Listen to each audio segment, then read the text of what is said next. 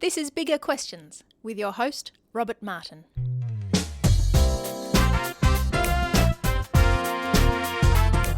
Welcome to Bigger Questions. Today's show is part 2 of our exploration of the big question, how historically accurate are the Gospels? We're asking this big question to Professor Craig Evans. Craig is a New Testament scholar, a prolific author, and a popular speaker. He's well known for his contribution to work on the Gospels, the historical Jesus, the Dead Sea Scrolls, and archaeology of the New Testament. Now, in part 1, we discussed archaeology, the authorship of the Gospels, and if the Gospels contained eyewitness testimony. We also considered the actual manuscripts themselves and how long they lasted. So we'll kick off part 2 this week, exploring more about the manuscripts which are used to form the basis of our modern Bibles today. I asked Professor Evans if the manuscripts which have survived and are used to form the text of our Bibles could have been copied from the original autographs themselves, or are they more like Chinese whispers, which were developed, embellished and changed over centuries, so that the manuscripts which have survived bear no resemblance to what the original authors penned, and hence can't be trusted. You're quite right. When you realize how long they last, the actual manuscripts that we have some small fragments that date to the second half of the 2nd century. So the autographs by that point might still exist. But we also have fairly substantial portions of the New Testament text that date to the first half of the 3rd century. And so autographs, like take Tertullian again, if the autographs of most of Paul's letters are still floating around in the 190s, then the copies we do have, like say P46, Papyrus 46, which is in the Chester Beatty Library in Dublin, Ireland. When Chester Beatty was written down, we think somewhere between 200 and 240 AD. There's a distinct possibility that author had access either to the autographs or to a copy made from the autographs. So the idea that when you get to what we actually have today in our museums, there's 10 generations or 15 generations, your Chinese whispers between the original and what we have, there's no reason to think that. The autographs remained in circulation. The other thing to keep in mind is that the autographs don't get copied just once. And that's it. It's like, oop, that's it. We copied it, Paul's Romans, we copied a new one in 75, can't do it again. The autographs would get copied repeatedly in the 1st century on into the 2nd century until whenever they cease to exist. And so they're injecting, you might say, a 1st generation copy on again and again and again, not just once. And so that's why I say it's possible that when somebody sat down to write what we call P46, a collection of most of Paul's letters, what could be right on his table is a tattered copy of the autograph itself, but this tattered copy might have been made in the year 150, might have been made in the year 130, who knows? Now, the message of the historical Jesus is summarized in the book of Acts, where in a speech, the Apostle Peter says in Acts 2:22-24, he says, "Fellow Israelites, listen to this. Jesus of Nazareth was a man accredited by God to you by miracles, wonders and signs, which God did among you through him, as you yourselves know. This man was handed over to you by God's deliberate plan and foreknowledge, and you, with the help of wicked men, put him to death by nailing him to the cross. But God raised him from the dead, freeing him from the agony of death, because it was impossible for death to keep its hold on him." Now, this passage summarizes many of the key issues connected to the historical Jesus, his existence, his miracles, and his death and his resurrection. Yet today it is popular to claim that Jesus was just a legend and never really existed as a real historical person. So was this Jesus of Nazareth a real historical person? Well, certainly. And the overwhelming majority, I can't give you a percentage, it'd be over 99%. The overwhelming majority of trained historians, real historians, say, of course he existed. Some of these historians might be atheists, but they don't doubt that there was a Jesus of Nazareth.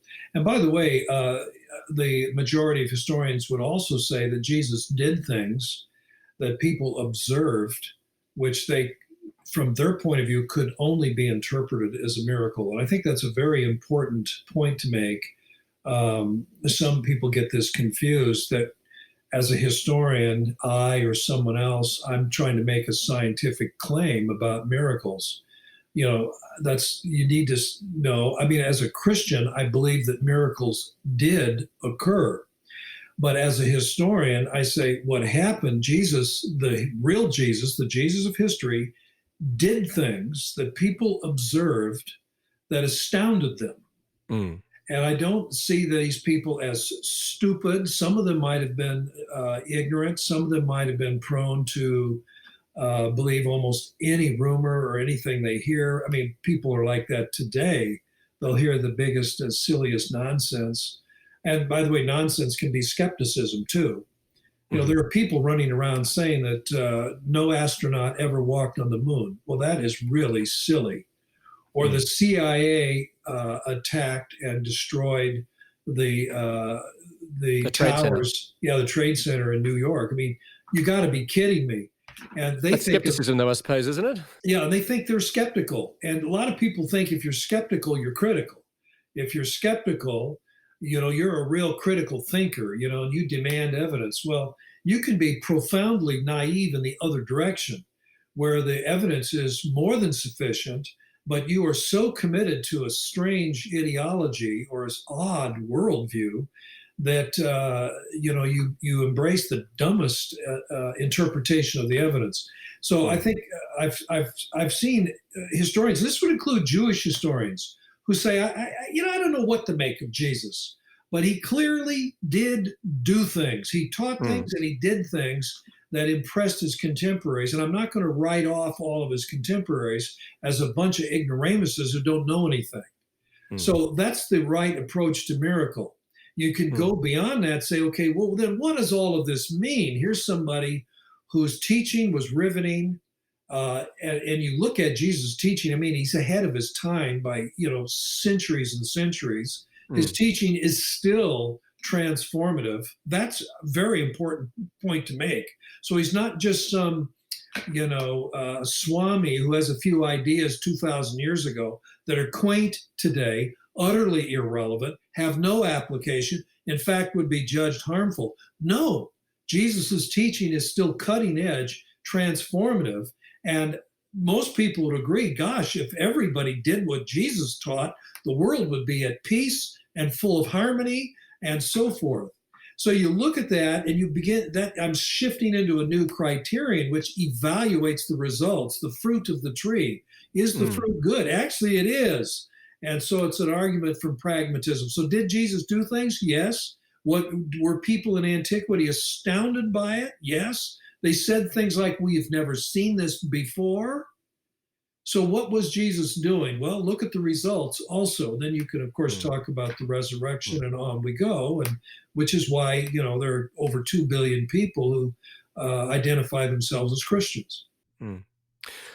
Well, as you mentioned here, Peter does claim here that Jesus did miracles, wonders, and signs, but weren't there other ancient miracle workers in the ancient world? People like Apollonius of Tyana, for example. So how does the miracles of Jesus compare to these other ancient miracle workers of the ancient world? Well, I'd say two things. One, why don't you read them? And it's gimmickry is what you mostly see, sensationalism. You have one or two examples that would be somewhat Jesus-like, but for the most part, Apollonius of Tyana appears to be kind of a showman, P.T. Barnum.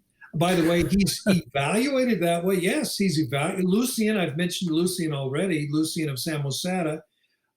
He writes a scathing review of Apollonius of Tyana and one of his later disciples, Alexander the false prophet, as he calls them, and he sees them basically as hacks, con men, fraudsters.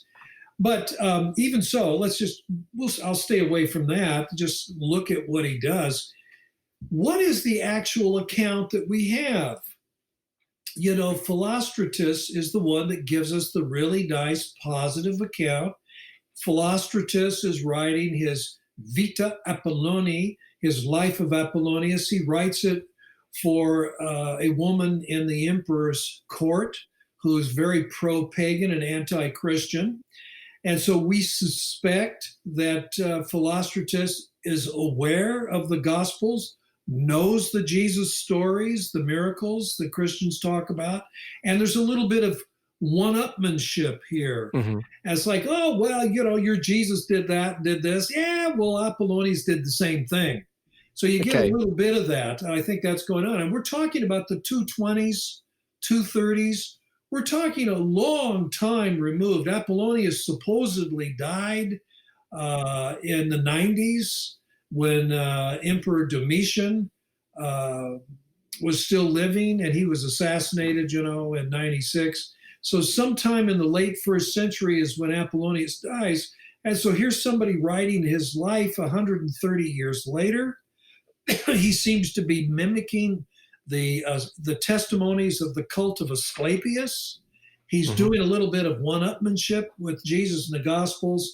And even so, you read them and go, oh my goodness, it comes across as gimmickry, a lot of it. Mm. And you don't have that with Jesus. Jesus is not saying, hey, I can really stun you. Watch this. Jesus, he's not into smoke and mirrors. There is no gimmickry with Jesus. He has compassion for people. He lays his hands on somebody. Somebody begs him for his eyesight. He says, can you make me see? I can, I will. And the guy can see. And people go, wow, we've never seen anything like it. You don't have that with Apollonius. It's a whole different thing. Mm-hmm. Now, the passage from Acts also speaks about Jesus' death by nailing him to the cross. So how does the archaeological evidence for Jesus' death stack up? Because some have claimed that the death, his removal from the cross and the burial of Jesus as recorded in the Gospels inaccurately portrays what would have likely occurred at crucifixions in ancient Palestine and under Jewish law. No, there's not a thing with it that's inaccurate. Again, the archaeologists who know their stuff know about Jewish burial practices, Roman crucifixion, execution, and so on in Israel in the first century. They give high marks to the Gospels. I can actually, if you give me a minute, I'll pull the book down off the shelf and read to you Jody Magnus. Jody Magnus is a woman, a Jewish archaeologist at the University of North Carolina, Chapel Hill. She says the Gospels have it right at every point. Archaeology and Jewish law and culture and tradition support everything the Gospels say. And that includes not just the brutal crucifixion of Jesus and the other two men, but the fact that they would be taken down. And Josephus says that. He says, why even malefactors who are crucified are taken down from the cross and buried. And he says that in a context where Jewish rebels murdered some hated Jewish priests and threw their bodies out unburied.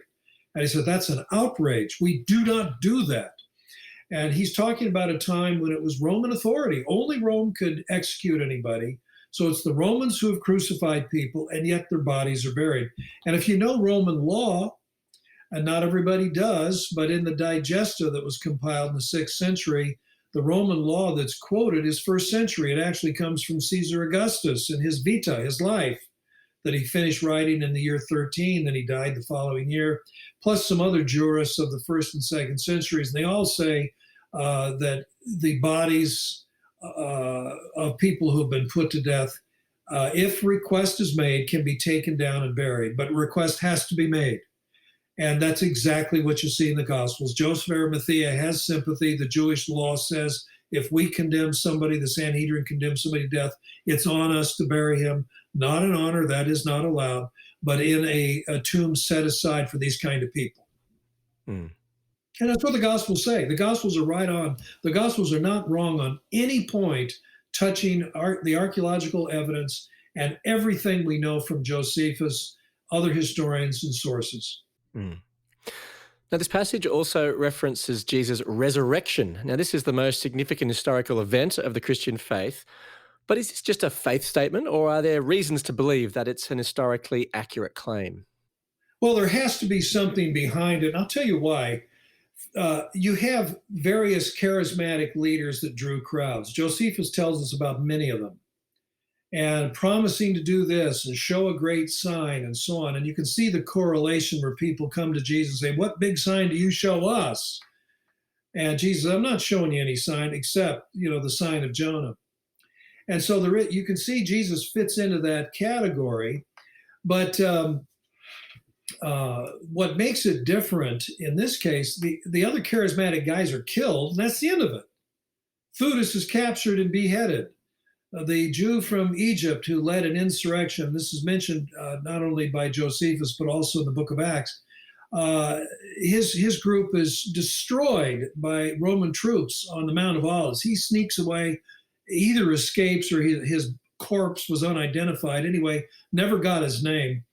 All of these movements disappear. Nobody comes forward and says, wow, Theudas appeared to me resurrected. He looks great. I'm all excited now. That never happens. There are stories in the rabbinic literature of rabbis like Akiba, famous rabbis who are martyred. Again, nobody comes forward and says, Akiba appeared to me in a vision, and broke bread, and I realized he's been resurrected. The important point is that the Jewish people, they had their ghost stories. They had ideas of visions. Rhoda sees what she thinks is the ghost of Peter. Of course, it wasn't. It was Peter. And you have in Jewish literature, you have Jeremiah appears to somebody and encourages them. Nobody runs around and says, holy schmoly, Jeremiah's been resurrected. Why do they say that about Jesus? See, that is to me very intriguing. Why wasn't it just, hey, I had a vision, Jesus appeared to me, I feel so comforted. It's so good to know that he's at the right hand of our Heavenly Father, that his teaching has been validated. If that's all it was, Jesus just, poof, there he is for a moment, and this person sees him. Who would have spoken of resurrection? So there had to be something tangible, something artifactual to make them talk about resurrection and not simply ghost appearances. In a debate I had with skeptic John Dominic Crossan, I said, Dom, explain to me, why do we have Easter instead of Halloween? Why do we talk resurrection instead of a ghost story? And an argument for that is, it's because the tomb was empty. The grave cloths were there. And when they saw Jesus, and unlike a ghost, he sits down and eats bread. And there's a lot of evidences that convince them these are not mere visions. We should be talking about resurrection. So what did John say to your response about Halloween versus Easter? I think I'm the only person who ever debated him and left him speechless for a moment. We're not disagreeable when we disagree. He's got his own personal story, and he tells it in one of his autobiographies. But it took him aback. He admitted to me later that he said, you actually gave me a lot to think about. Because there is a reason that Christians speak, Jesus' early followers, some of whom were Pharisees, and took seriously the idea of bodily resurrection.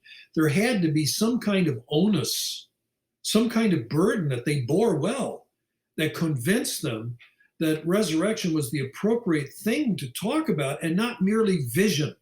And I think that's a very important feature. Well, the final verse that we were reflecting on in Acts chapter 2 here, Acts chapter 2, verse 24 says, "But God raised him from the dead, freeing him from the agony of death, because it was impossible for death to keep its hold on him." So what's the significance of this? Well, I think, of course, they're theologizing there. They're deducing, what do we make of this? That's right. They're going from an historical event to a theological claim. Yeah. What's the significance of the theological claim? I think it's because it's an eschatological event. It's the resurrection. Because keep in mind, Jesus' followers believed in a future resurrection. The Pharisees, who quibbled with Jesus over points of law, believed in the resurrection.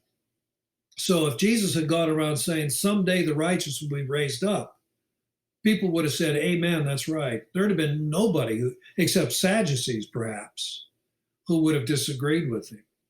But to say Jesus has been raised up and then look around and say, obviously the eschatological general resurrection has not occurred, say, there had to be, that's why I go back to this onus. There's a heavy burden to say, what permits us to speak of resurrection?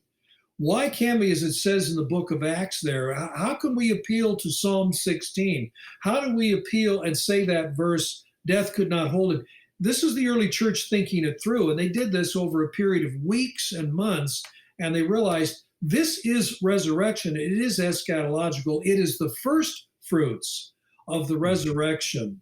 And so Jesus becomes a pledge, a guarantee that the promise of resurrection in the future is true and will happen. Mm. So what difference has that made to your life? Well, of course, it gives meaning. I feel terrible for people who have no hope. I have some relatives and extended family members and so on who they're agnostic, and and I've had them, they tear up and just say, I don't know if there's any hope at all. And what I tell them is, where I stand, what I believe. I do have hope. And if you ever want to talk about it, we can talk about it. I'm not interested in believing silly things. I'm not interested in believing things that are rumored or have no evidence behind them, or it's third hand, fourth hand. No, thank you. And so I like to think of myself, not a hard-hearted thinker, but a hard-headed thinker who wants to know what is the evidence. And the evidence for Jesus is profound. It's deep. Some people say, oh, well, if he was so significant, why don't we have more things written about him? For crying out loud, there's more stuff written about Jesus in the first century than most emperors. And the emperors in the Roman Empire were top bananas. And Jesus's immediate following trumps them in most cases. So what do you mean you expect? What else could there be?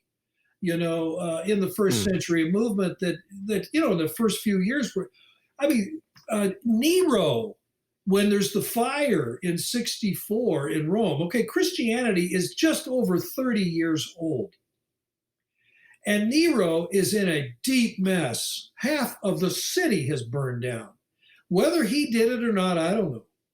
But it's just coincidentally burned out a section that he was hoping to renovate and turn into his new palace. So a lot of people, rightly or wrongly, were pointing at him saying, man, you did it.